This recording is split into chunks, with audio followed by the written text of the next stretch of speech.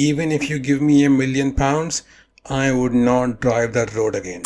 Normally, the last day in the country, last day of the vacation is pretty straightforward and boring because the only thing that it has is just going back home, taking the flight, taking a taxi, stuff like that. But this was Iceland. It still had more drama to bring into our lives. Yeah, stay with me and I'll tell you the whole drama of this last day, how we survived that drive to the airport, and also why we found out that that accident the previous day had been a blessing that saved our life this day.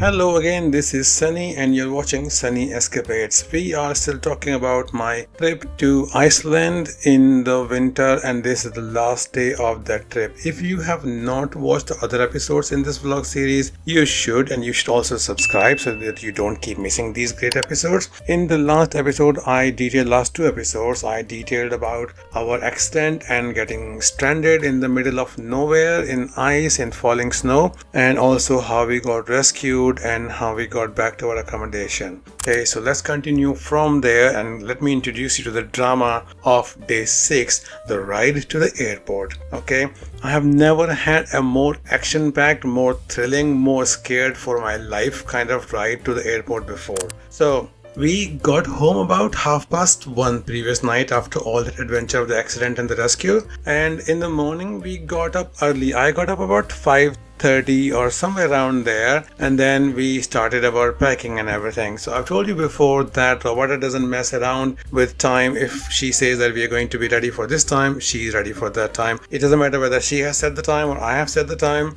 we will be ready at that particular time. And we have done a lot of sightseeing that way. We get to cover a lot of stuff if you can leave early or leave at a specific time. So this day also we finished all our packing. We had done some in the previous night as well, and we finished all of that and completely emptied all of our contents from this rented accommodation, and we were ready to go by 8:10. We had planned to go by 8 o'clock. It was like 10 minutes late, which is okay because we thought we had that much leeway in there. Also, one of the things that causes that kind of delay is that both Roberta and I have this habit of checking everything 2 or 3 times, that we have not left anything, a phone charger, a cable, a laptop charger, a laptop cover, anything like that. So we not only go through the house, we do not only go through the room, we also take pictures. So this time, because I was taking the pictures, so Robert didn't take the pictures, but I did go and take pictures.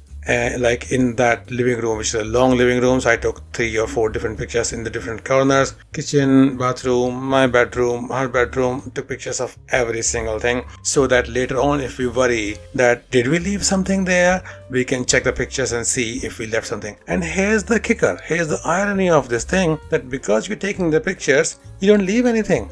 I've never had to find something in the pictures because just taking the pictures actually covers things in much more detail than you would otherwise. Before I had this habit, I have sometimes left something behind. Like one time I left my laptop charger and they had to courier it to me because it was very expensive to buy again. So anyway, we got ready and we were in the house, locked the key, put in the key lockbox and everything, and took pictures outside of the house as well. And then 8:10, we were in the car ready to go. Now, here's something I need to tell you about the ride to the airport, the route that we had planned. There are 2 routes that go from Hella to Keflavik, the airport where the international airport is, and the capital city is Reykjavik. Okay, this is the confusing part that confused me a lot when I was booking this flight. They have Reykjavik, which is the capital city, and there's a domestic airport in there, and the international airport is actually in another city 45 minutes from Reykjavik, which is called Keflavik. Okay, so there were 2 routes. One route was it was hugging the coastline, going from there, and the other route was going through Reykjavik. Okay, and we had thought that Reykjavik route would be good, and we had confirmed this from our rescuing angels the previous night, who had given us a tow and fixed our car and everything. So we had asked them and they said, yeah, Reykjavik route would be better for you. Okay, that's good. But in Iceland, everything is in a state of flux. Things can change in the blink of an eye. So when we were ready to go, Roberta checked the road conditions. There's a site called road.is. You should use that a lot if you're driving in Iceland. So we checked the condition. Roberta checked the condition and she found that road 41 was closed. That was the one we wanted to take. That was the one that goes through Reykjavik to reach Keflavik. Like, oh, okay. So then we have no other choice. We have to go by the coastal route. Okay, fine. How bad can it be? Last words. Famous last words. That route, once we went off past, Selfoss and everything, that route was the nightmare route. Like, I'm not exaggerating, I'm not being dramatic, I'm telling you the on God's honest truth. It was a nightmare. It traumatized me for all driving, okay? Why? Because that route was like a survival challenge. I said that at that time as well to Roberta, like, this is like a survival challenge. Because in a survival challenge, they throw different things at the contestants. That's what it was. We were the contestants and the nature was throwing things at us. For example, rain. It would rain, it would stop. For example, ice.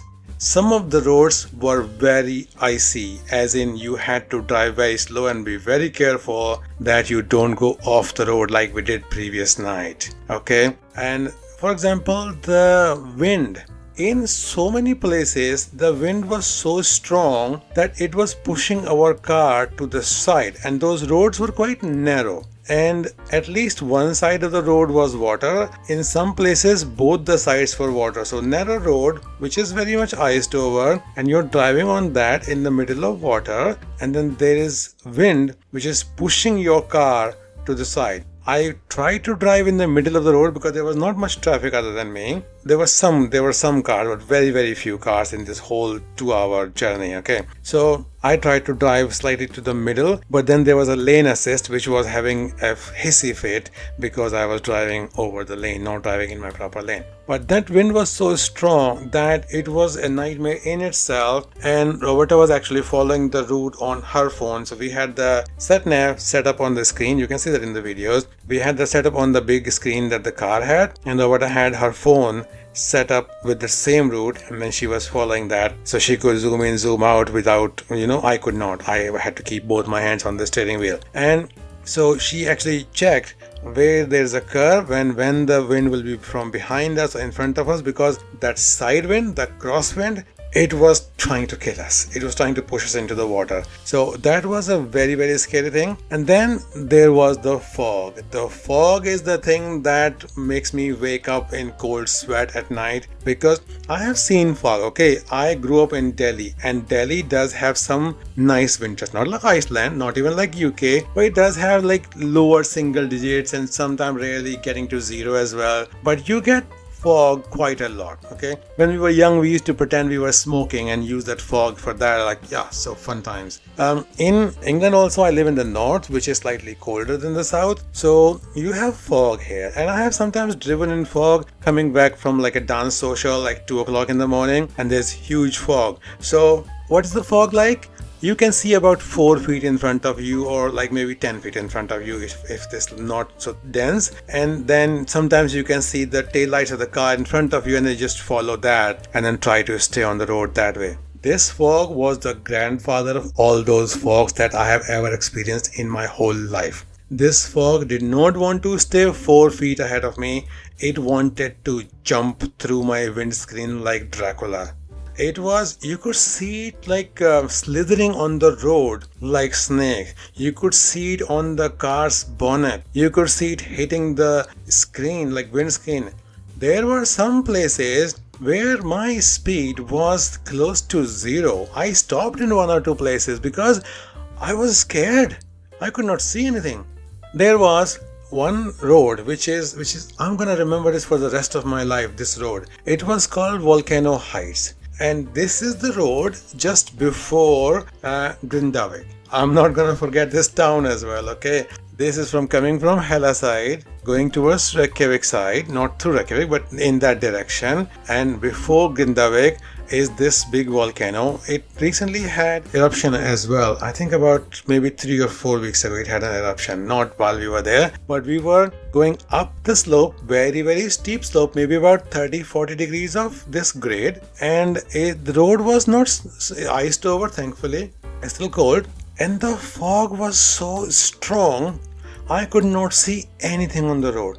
So I stopped until Roberta said that, oh, I can see the Ballard. She could see those little poles, so she could see one ahead of her, and that's why they are there, I think, to give people some visibility. Okay, so we saw that, and we did the kind of driving, like there's some concept called pair programming in computers where two people program together and kind of catch each other's mistakes and stuff like that. This was pair driving. I was driving, my hands on the steering, and she's in the navigator seat, and she's looking at her phone and she's looking at the road, and she's telling me, oh, go slightly to the left, you're too much to the right, I can see the Ballard, keep going, it's okay, there's a turn coming, there's a curve coming.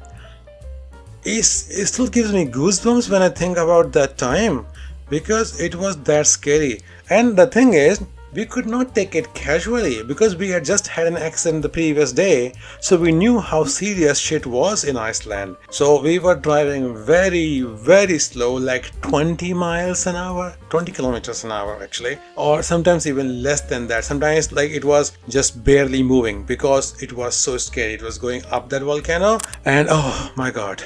And still in that same place there were people who were driving past us, not very often, maybe 1 in 15-20 minutes, and then that person would just like drive through very fast. Compared to us, their speed would be double or triple of us. Sometimes there would be a car from the other side, very rare, thankfully, but we did not have any accident. There was no chance because we were driving so slow, so there was chance to react if you could see the headlights. And then sometimes there was snow falling as well. So rain, wind, snow, ice, everything was there. Okay, don't get me wrong, the scenery was amazing.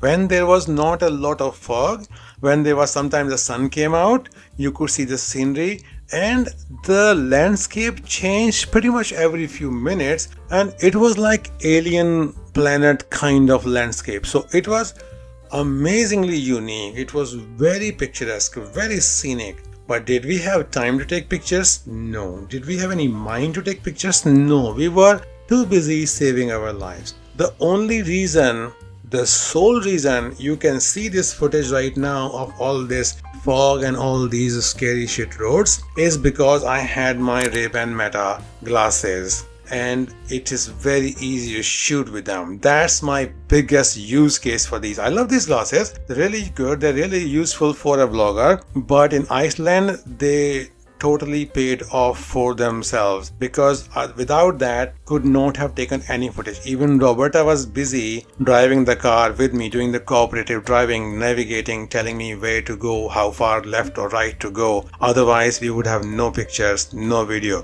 With this I could either just press a single button and let it run for 3 minutes, or I could say, hey Meta, start recording, hey Meta, stop recording, and it would do that. So because of that, I could actually record this stuff. Otherwise nobody would believe me that fog can be that bad, or that visibility can be actually zero, like physical zero, and not an exaggeration, not like a, something to say. It's not an expression. There was zero visibility. We could not see anything in front of us. That was the scary part. And why I say so many times that accident saved our lives, because we had left at about 8 o'clock, 8:10. We had a flight at 12 o'clock. So ideally, we should get to the airport about 10 o'clock. It was a 2-hour drive, so that's reasonable to assume. And then we would have time to return the car to the rental agency and then go to the airport and take our flight like normal people. But we were running late because, when you're driving 10 kilometers an hour, you are not driving with the same speed that the map assumes when it tells you it's going to take you 2 hours. So it was taking us more time. In one place, actually, there was road being constructed as well. I don't know if I have a video of that. Let me find that. But the road being constructed, so half of the road was closed and half of the road was open. But thankfully that was not where there was snow or ice, or there was ice, but there was no fog there. So we could see, and there was a temporary red light there. So, but all the challenges that they could think of, they threw to us. And I did say that Iceland is not for the beginners. So be careful if you're driving in Iceland. If you're renting a car, think twice. Do you want to? How much do you care about your life? How much money do you have if you get stuck? It costs you 1,000. Yeah, if you don't believe me, it cost me £1,000 to get the car rescued after one flat tire. So if you don't believe me, watch the previous 2 episodes and you will see what I mean. So we were going through all of this, and when we went through the town of Grindavik, oh, we were so happy to see Grindavik because it was past that whole volcano height. It was after surviving that. And by the way, interesting thing is, there's that whole Blue Lagoon thing where you can have the geothermal springs and you can go take a bath and all that. We did not get to go there because we did not have enough time, but we got to smell it. When we were driving on the volcano height, we could smell the sulfur, the whole rotten ash smell. We could smell that very strongly. So we knew that we were somewhere at the level of Blue Lagoon, but we had no time to actually explore anything. Not gonna do, because there was so much fog on that particular road. So when we got to Grindavik, there was a little bit of a sun. There was no fog there, but there were no people. In the whole town, I think maybe we saw 2 cars, if that. But the whole town was kind of dead. It was like 11 o'clock in the morning, 11:30. No, not 11:30. Somewhere between 9 and 10. Somewhere around that. And it was pretty much dead town. So we went through that. And because we were running late, if we had not had that accident previous day, we would have tried to rush, so that we don't miss our flight. But because we had already seen what Iceland can do to you if you're not careful and lucky, we decided we were just gonna go slow, and if we missed the flight, we missed the flight. First priority was staying alive. Okay, so we drove slowly and we drove very, very carefully together, and we finally got to the airport. When we got to the airport, we had to fill the car with petrol. So there was a petrol station right outside the airport. I did not see that. We thought, will there be something closer? There wasn't. We came back, then we filled the petrol, and then we went back to the airport. It's not a very big airport. It was okay. So did not get lost there. So we got to the rental agency. We returned the car, and I asked them about the insurance. Can I get my £1,000 back? They said, we don't know anything about any insurance. You have to figure out where you got it and try that. So okay, fine. So we returned the car, and at that time we found a key in the car which belonged to not us, it belonged to the tow truck drivers. Okay, so so what do? We don't want to leave that here, we don't want to take that with us, and we don't have any time to go and meet them. So we left the key with the car rental agency. We told them about the incident and we gave them the key, like, can you please find them and give them the key back? Sure. So from there, the terminal where we had to go to catch our flight, it was about a couple of minutes drive and 10 minutes walk. But we did not walk that simply because it was snowing again. So, and it was a good thing, because we were late. We had got there about 11 o'clock instead of 10. So we had an hour, slightly, maybe a couple more minutes than an hour, but that's about it. So about 10:45 to 11, that's when we got there.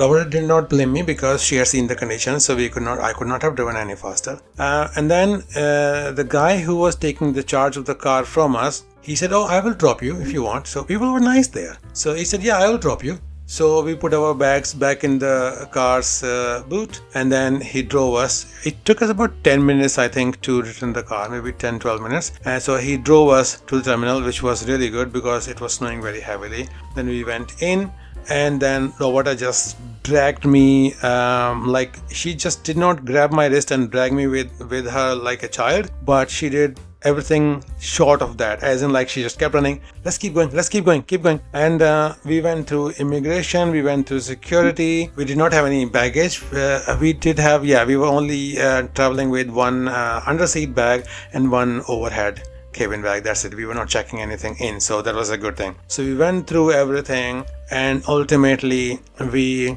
went and sat in a bus which was going to take us to the plane. And I can say with a little bit of shame that I was behaving like a sulky child at this point. I was very angry with Roberta for, for rushing through that. Roberta is like that when the time is close to the flight. She is intense. She focuses single-mindedly on catching the flight, which is a good thing that she did. So I said we're just sitting here. I needed to go to the toilet. I needed to get water. We had gone through security, so I had to empty my water bottle. And she was like, yeah, it's okay. You can go on the plane and I will buy you a bottle of water myself, okay? So she was very pacifying me because I was behaving like a child. So she was behaving like a grown-up. And she was absolutely right, because we were sitting maybe 2-3 minutes in that bus. That was the only spare time we had. Otherwise, once we got to the plane, the flight was already full. People had boarded and we got our seats. We had taken seats we had taken 2 window seats in separate rows because we both wanted the view. And once we got there, we could relax a little bit. And then Roberta reminded me, yeah, if you want to go to the loo, you can go now. And this time I found out that you can actually go and use the plane bathroom even when the flight is on the ground. I did not know that. I was thinking of it like a train. In the train, they tell you not to use the bathroom when it's stopping at a station, but in the plane, it was okay. So once I used the bathroom, and then a few minutes later when the girl came around with the trolley, Roberta did actually buy me, she was as good as it was, she did buy me a bottle of water. Then I was relaxed. And we could see from the window that weather was changing every few seconds. Sometimes it would start snowing, sometimes it would stop. And you can see that in the videos. It was like that rapid. I have not done any cuts in this, any special cuts. It was just like that fast. It would just change in the blink of an eye. The weather would change. They actually had somebody cleaning the wings and de-icing the plane so that it could actually take off. And I was very relaxed by this time. I was saying to Roberta behind me, oh, thank goodness we survived that. And she was not letting me talk about that. I was wondering, why she's stopping me every time I say anything like this. Yeah, we'll talk later. She'll tell me, we'll talk later. So we had a nice, uneventful flight, no turbulence or anything. Landed back on Gatwick.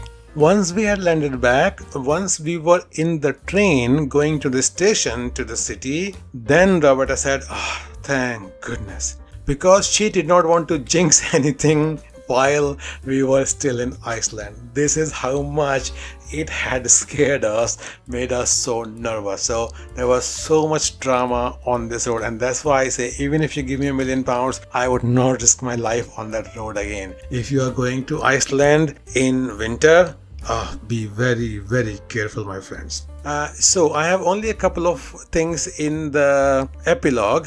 That key was actually to the tow truck that had rescued us, and they did actually need that key. So I messaged Linda the next day on WhatsApp because they had given us their card. It's called I'll put the link in there in the description again. So I used the WhatsApp to message her, and she was like, yeah, that was the key to the tow truck, and we already know. We are the person who was in charge of the rental cars. He had talked to the people who were in the emergency response and figured out which was the company that had gone to our rescue, and then called them. Isn't that nice that people actually take care of each other? So even before I messaged her, she already knew that, and they were gonna meet somebody in Reykjavik, I think, and then take the key from them. So I thought, okay, that was good. So that was one thing. And the second thing was that the insurance. So I did make an insurance claim within a couple of days. I did not have a rental agreement, so I had to email the rental agency to send one for me. They sent me a PDF, which I attached. I attached all the documents that they asked for. And then I had to wait a long time to get a response. Then I emailed them again. So it goes on for a while. It was not a nightmare, but it did take some nudging to kind of get them to loosen with that. Even after they approved my claim, it took an exact month. They sent me an email which had a running timer on their countdown timer for 29 days, 23 hours, something like that. And every time you open that email, you can see the counter running down. So it took exactly 3 months for me to get that money back. But I did get that £976 back. Whew. Thank goodness. So if you're going to Iceland, if you want to get insurance, yeah, definitely get all the insurance you can get, all the covers you can get, and always get the 4x4 cars there. I think that's it. So that's the story of Iceland, how Iceland tried to kill us and we survived, and what lessons that Iceland taught us. I'll talk about the lessons in some other video because it's gonna get very long otherwise. But yeah, this is the story. Thank you very much for watching, for staying with us through all this drama, and I hope you got some valuable lessons from it. If not, at least a good story of how scary things can get when you're driving in a foreign country. I will see you in the next one. I will pick up another story from maybe from Rome this time, or maybe someplace else, but we'll have more stories to tell you. So please subscribe and don't miss these videos. I'll talk to you in the next one. Thanks for watching. Bye bye. Take care. Have a nice week.